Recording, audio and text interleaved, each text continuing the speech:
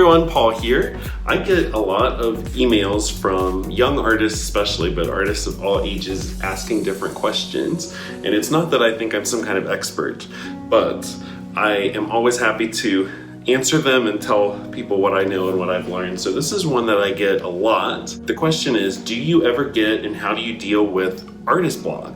I have definitely had times in my life when I have felt less inspired than others. And I know a lot of artists who get really stumped by it and end up spending large chunks of time not producing anything because they just can't come up with what they want to do next. So if you're in that situation, here are some things that you might want to try. The easiest solution is to just make something. It doesn't have to be a masterpiece. Everything that you make doesn't have to be revolutionary and world-changing. Sometimes you might just want to make something silly, or make something that you don't even show anybody else, or make something that's totally different than anything else that you've ever made. Artists, and I include myself in this, we can put a lot of pressure on ourselves to always make something wonderful that's going to impress everybody. And that's not always how your creative mind works. So you need to have the freedom to be able to make whatever you want. And I think if you can tap into that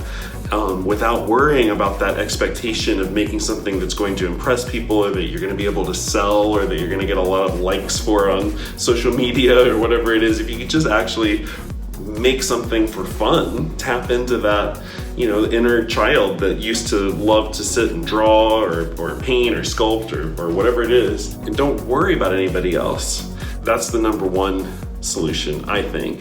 I always can come up with something that I want to do, whether it's just doodling in a sketchbook or throwing some paint on a canvas in a totally abstract way. Just getting in there and getting your hands dirty and making something, that is often the easiest way out of that situation, because then before you know it, you've got something in progress and you're excited about it and you want to make more. Also, I have definitely found it to be true, if I just sit down and try to force myself to think of some sort of brilliant creative idea, usually it doesn't come. That's not the way my brain works. My best ideas usually come to me when I'm doing something else, or when I'm out living life or having fun, or I see something interesting somewhere and it sparks an idea. But it's never when I'm just sitting there, thinking, all right, now is the perfect time when I have to have this next ingenious idea. If you truly don't, have any inspiration, then maybe you just need to go out and have some fun and experience life.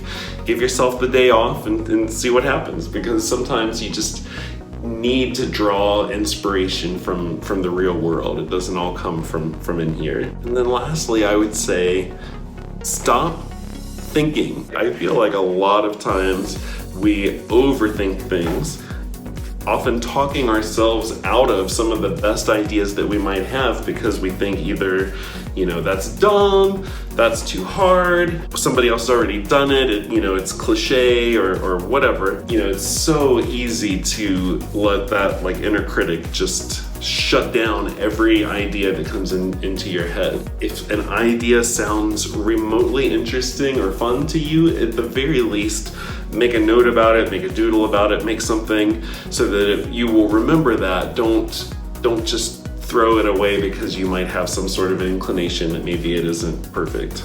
Okay, I hope that helped.